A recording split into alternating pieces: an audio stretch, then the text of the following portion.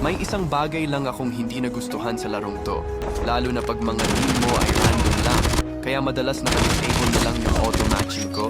Ito ay ang hindi magandang pagtrato sa ilang player dahil lang hindi sila magaling maglaro. Araw-araw may tinatawag na bot.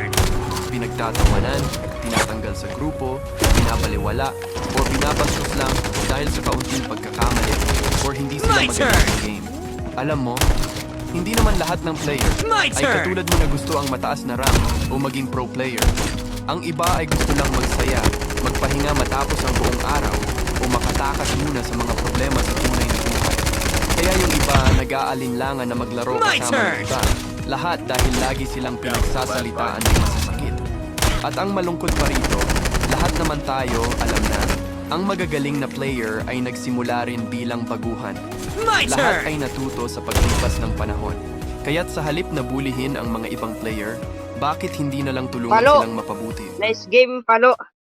Palo mag one tap.